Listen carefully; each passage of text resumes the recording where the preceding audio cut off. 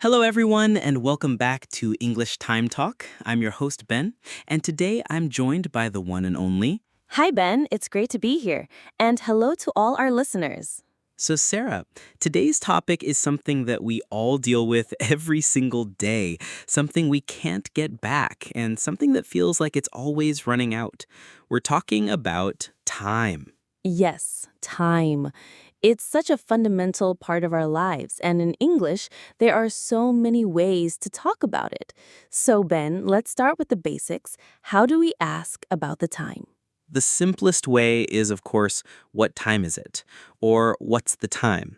We can also say, do you have the time? But be careful with that one. If you say, do you have time without the, you're asking if someone is free. It's a subtle but important difference. That's a great point. So, do you have the time is for checking the clock, while do you have time is for asking someone to, say, grab a coffee. Exactly. Now, let's talk about how to answer. We often use a clock for a precise hour. For example, it's 3 o'clock.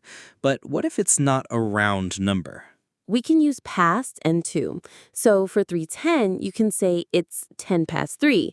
And for 2:50, you can say it's 10 to 2. We also have special words for 15 and 30 minutes. Right, a quarter and a half. So 3:15 is a quarter past 3 and 3:30 is half past 3. And for 2:45, we can say a quarter to 3. It's a bit like a clock is a pie and we're cutting it into quarters and halves. I love that analogy. It makes it so easy to visualize.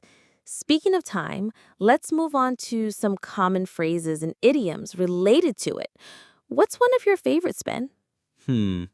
I think a really useful one is in the nick of time. It means you did something just before it was too late. For example, I arrived at the airport in the nick of time and didn't miss my flight.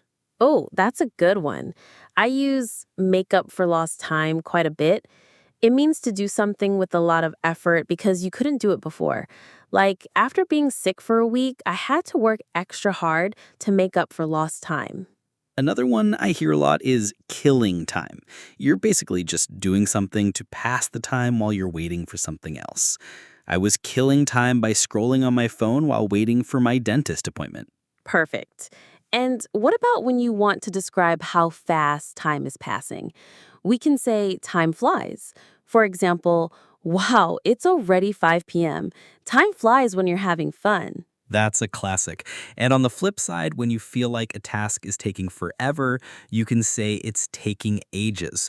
This meeting is taking ages. I just want to go home. Yes, we've all been there. So let's do a quick recap.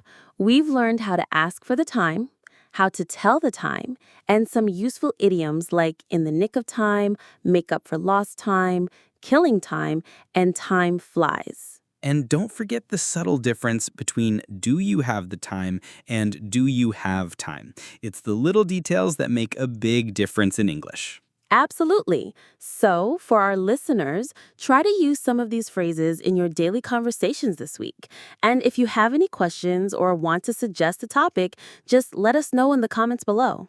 That's all the time we have for today. Thank you so much for joining us, Sarah. Thanks, Ben. It was a pleasure. And thank you all for listening. Join us next week for another episode of English Time Talk. Until then, keep practicing.